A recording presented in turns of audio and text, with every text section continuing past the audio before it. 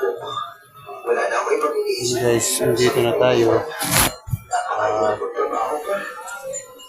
Tayo ng init.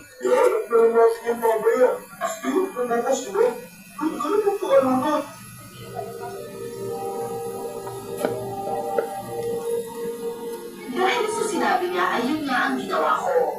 Sinama ko na si Megan at syempre awang-awa ang pinsan ko sa akin. Halos patayin ko noon ang sarili ko sa alak. Siguro, isang buwan akong mahirap ang samahan noon. Ang dami ko rin nagawang violation sa trabaho. At humantong pa ako sa pagiging suspendido. Pero pansamantala lang naman yon. Wala akong ibang naging karamay kundi si Megan at Nasa lang. So, ngayon guys, ikot muna tayo sa gate Medyo para nakarecover na ako ng medyo konti. lalamigan tayo. Kaya sa unang araw ng pagbabalik ko sa trabaho, Hintayin tayo at yan. isang bakla ang pinatay sa isang nagaraang hotel. At yun ang pinuntahan namin para suriin. Victoria, dami. Hello, sir. Ano kalagayan niyan? Patay na talaga. Patay na ito. Nagtabi galit yung pumatay. Malalays natin, sir. Walang laman loob tsaka puso. Ito na tayo. Ito na yung ano natin, noodles. Sir, ang kinala. Ano?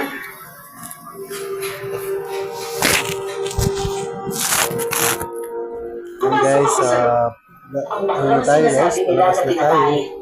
Hindi lang tayo ng Sara. Dahil nakaulat pa, hindi pa nga. Pero ang mukha niya talagang nagulat ako dahil namukhaan ko siya.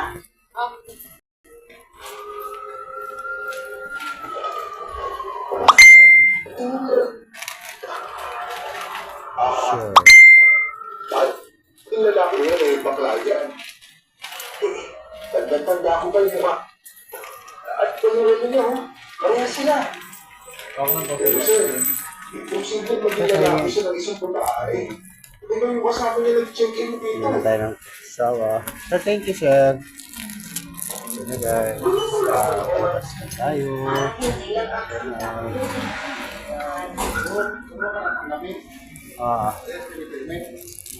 Sarap din pag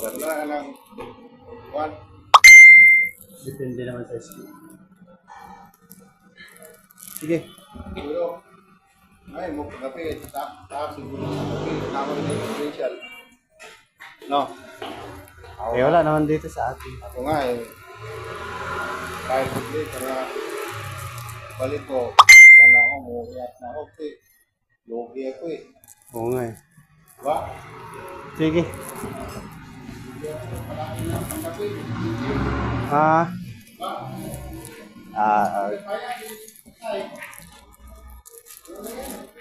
Yun yun guys, yung kasama natin dito sa Siginigay Ginagal.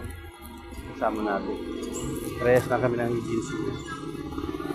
Nareklamo siya kasi palaging panggabi siya eh. So ngayon guys, ito na tayo. Babalik na tayo sa area natin sa post. Tapos na rin tayo humingi ng mainit na tubig. Ayan. Tuloy lang tayo guys sa ating ito na tayo.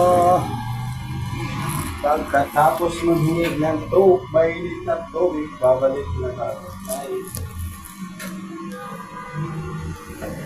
Ayan. Natin ang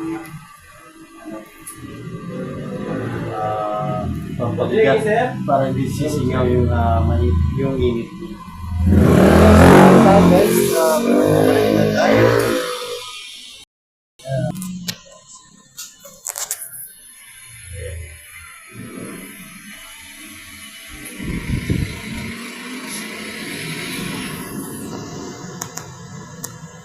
Guys, bye-bye.